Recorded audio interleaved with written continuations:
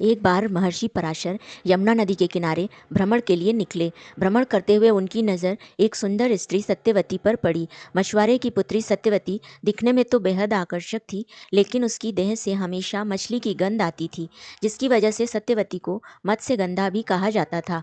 महर्षि पराशर सत्यवती के प्रति आकर्षित हुए बिना रह नहीं पाए। उन्होंने सत्यवती से नदी पार करवाने का निवेदन किया। नाव में बैठने के बाद पराशर ऋषि ने सत्यवती के साथ सहवास की इच्छा प्रकट की, जिसे सत्यवती ने सशर्त स्वीकार किया। सत्यवती ने उनके सामने अपनी 3 शर्तें रखीं। पहली शर्त थी कि उन्हें संभोग करते हुए कोई भी जीव ना देख सके। पराशर ने इस शर्त को स्वीकार करते हुए अपनी दैवीय शक्ति से एक द्वीप का निर्माण किया, जहां घना कोहरा था। इस कोहरे के भीतर कोई भी उन्हें नहीं देख सकता था। सत्यवती की दूसरी शर्त थी कि उसके शरीर से आने वाली मछली की गंध के स्थान पर फूलों की सुगंध आए। पराशर ऋषि ने तथास्तु कहकर यह शर्त भी स्वीकार कर ली और सत्यवती के शरीर से आने वाली मछली की गंध के स्थान पर फूलों की सुगंध आने लगी। तीसरी शर्त के रूप में सत्यवती ने कहा कि सहवास के बाद जब वह गर्भ धारण करेगी तो उसका पुत्र महाज्ञानी होना चाहिए, ना कि एक मछुआरा। सत्यवती की यह शर्त भी पराशर ऋषि द्वारा मान ली गई। साथ ही पराशर ऋषि ने यह भी वरदान दिया कि पुत्र को जन्म देने के बाद भी उसका कौमार्य कायम रहेगा।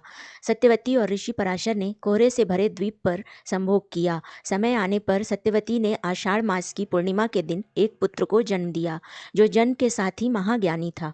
सत्यवती और पराशर की संतान का रंग काला था, जिसकी वजह से उसका नाम कृष्ण रखा गया। यही कृष्ण आगे चलकर वेद व्यास के नाम से प्रसिद्ध हुए। कृष्ण जब बड़े हुए तब उन्होंने अपनी माँ से कहा कि जब भी वह किसी विपत्ति के समय उन्हें याद करेंगी, वह उपस्थित हो जाएंगे। इतना कहकर वे तप करने के लिए द्वैपायन द्वीप की ओर प्रस्थान कर गए।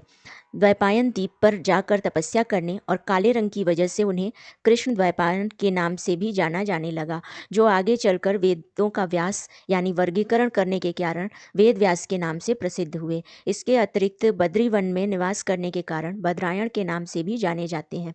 महर्षि वेद व्यास को महाभारत ग्रंथ सहित 18 पुराणों, ब्रह्म सूत्र, मीमांसा जैसे अद्वितीय वैदिक साहित्य दर्शन का रचयिता माना जाता है।